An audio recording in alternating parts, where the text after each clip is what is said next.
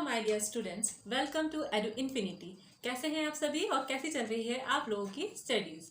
जैसा कि हमने डिस्कस किया था, हमें एक नया वीडियो बनाना है इस टॉपिक पर, जिसमें हमें ये शेयर करना होगा कि हम आंसर शीट को किस तरह से प्रॉपरली फिल करें हमारे आंसर से, मतलब आंसर लिखने का जो मैनर है वो किस तरह से होना चाहिए। तो आज के इस वीडियो में हम यही डिस्कस करेंगे कि आपके जो आंसर्स होते हैं जो कि बिलोंग करते हैं 2 मार्क्स, 3 मार्क्स, 4 या 5 मार्क्स, मैक्सिमम 5 मार्क्स ही होता है।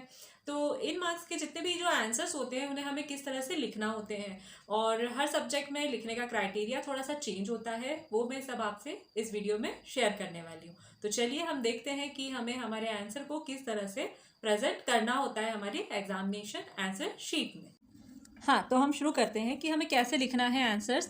सबसे पहला सब्जेक्ट देखिए, मैंने यहाँ लिखा हुआ है साइंस, और इससे मैंने अपनी डायरी को इस तरह से क्यों रखा हुआ है, क्योंकि जो हमारा आंसर शीट होता है वो पोर्ट्रेट में नहीं होता है, वो लैंडस्केप में होता है। उसका जो पेज होता है ना, लैंडस्केप में होता है, और साल भर जो हम प्रिपेयर करते हैं वो पोर्ट्रेट जो पेज होता है उसमें ही हमारे सारे नोट्स लिखे होते हैं। तो कई बच्चे कन्फ्यूज़ होते हैं कि हम उस वाले पेज के लाइन काउंट करें या फिर इस तरह से जो हमारी आंसर शीट दी हुई है उसके पेज उस पेज के कुछ लाइन काउंट्स करें। तो ये देखिए, मैंने कुछ मार्क लिखा हुआ है सिर्फ साइंस, अभी हम पर्टिकुलरली साइंस के लिए देख रहे हैं।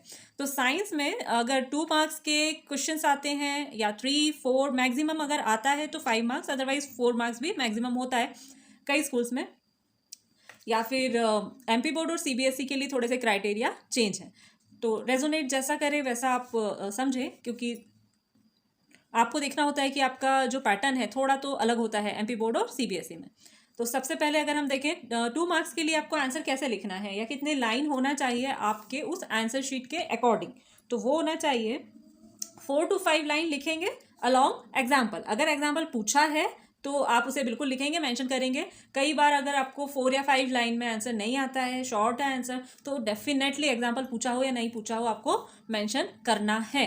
फिर 3 मार्क्स के लिए आंसर हम कैसे लिखेंगे, तो 3 मार्क्स के लिए लाइन के भी क्राइटेरिया हैं, और यहाँ से स्टार्ट हो जाते हैं पॉइंट के नंबर मिलना। अगर आप आंसर को मेंशन करते हैं 3 to 4 लाइन्स में, समझना आप अच्छे से, अगर आप आंसर 3 to 4 लाइन्स में मेंशन कर देते हैं तो उसके बाद आप उसके कुछ क्लासिफिकेशन, टाइप्स या फिर एग्जाम्पल ज़रूर लिखें, और जो लिखेंगे वो 3 लिखना बहुत कंपलसरी है। अगर क्लासिफिकेशन लिख रहे हैं या टाइप्स लिख रहे हैं, कैरेक्टरिस्टिक्स लिख रहे हैं या प्रॉपर्टीज़, तो वो 3 मेंशन करना ज़रूरी है as per your marking system.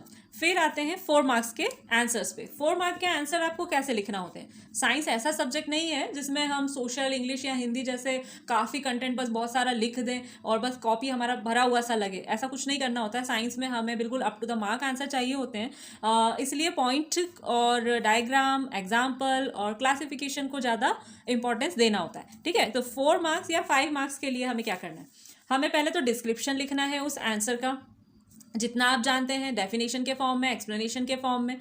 उसके बाद आंसर किस तरह से पूछा हुआ है हमें वो देखना है कि अगर हमसे प्रॉपर्टीज़ पूछी हुई है तो 4 to 5 प्रॉपर्टीज़ लिखना कंपलसरी है। ठीक है, तो इस तरह से हमारा साइंस की आंसर शीट को आपको फिल करना है। 2 मार्क्स, 3 मार्क्स, 4 एंड 5 मार्क्स। यहाँ पर 4 और 5 मार्क्स में डायग्राम कंपलसरी है।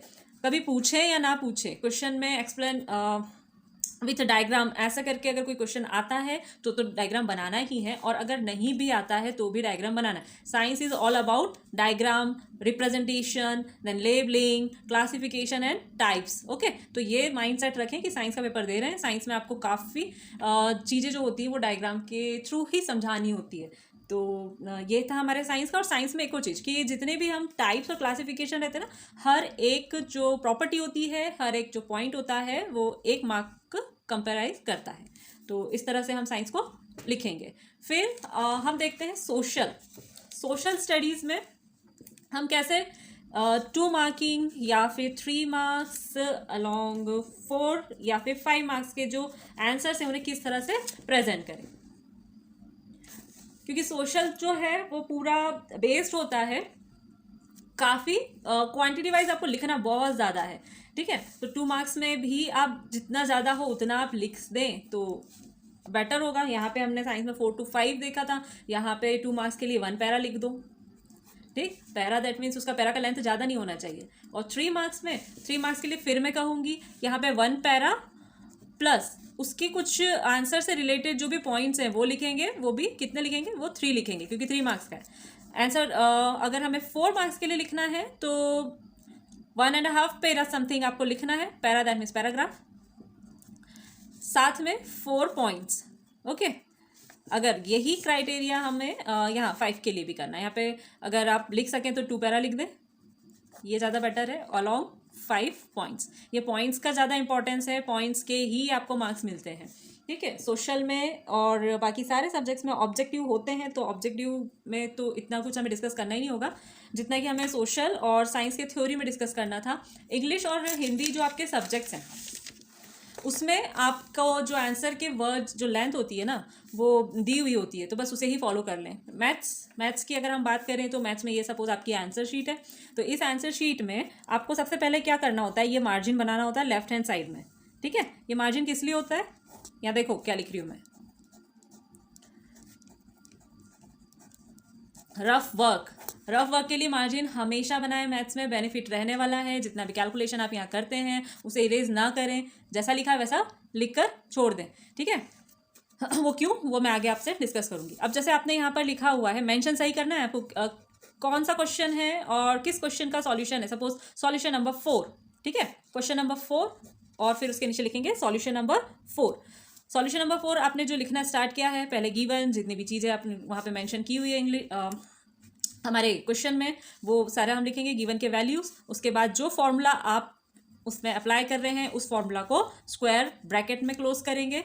उसके बाद आपका मेन जो सॉल्यूशन है वो स्टार्ट होने वाला है फॉर्मूला सेक्शन के बाद में। तो अभी हम यहाँ से स्टेप बाय स्टेप हम इसे सॉल्व करेंगे। जो भी न्यूमेरिकल होता है, जितना स्टेप लिखोगे उसके नंबरिंग काउंट होते हैं, मैथ्स में हमेशा ये याद रखना। तो जितना आप स्टेप बाय स्टेप करोगे उतना आपको नंबर्स मिलने के चांसेस हैं। मैथ्स पूरा स्कोरिंग होता है, फुल स्कोरिंग होता है, यहाँ पे हाफ 3/4 1/4 का कोई क्राइटेरिया नहीं होता है, मिलेंगे तो पूरे नंबर, कटेंगे तो पूरे नंबर। इसलिए ये सारी इंस्ट्रक्शन को ध्यान से सुने, समझें और फॉलो करें, ठीक है। रफ वर्क क्यों मैंने कहा था यहाँ पे लिखना है, इरेज नहीं करना है। ये वाला न्यूमेरिकल अगर मैं कर रही हूँ फॉर एग्जाम्पल सॉल्यूशन नंबर 4, तो इससे रिलेटेड जितना भी रफ वर्क होगा इसी के सामने करेंगे, बेटर रहेगा। कई बार हम प्रॉपर आंसर जब लिखते हैं है ना, स्किप कर जाते हैं या कुछ गड़बड़ होती है, कई बार जल्दी जल्दी में हमने यहाँ कैलकुलेशन पूरा किया है लेकिन आंसर यहाँ मेंशन करना भूल गए।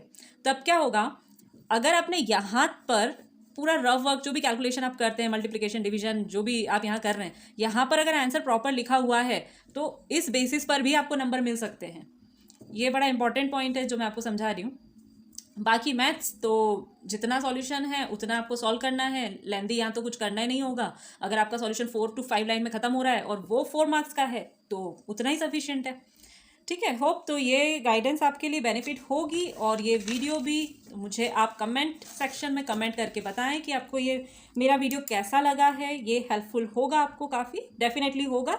और इसी तरह के वीडियो देखने के लिए मेरे इस चैनल को लाइक करें, शेयर करें, सब्सक्राइब करें और शेयर तो करें ज़्यादा से ज़्यादा, जिससे आपकी भी हेल्प हुई है वैसे दूसरों की भी हेल्प होगी। और होप कि आपको ये पसंद आया होगा।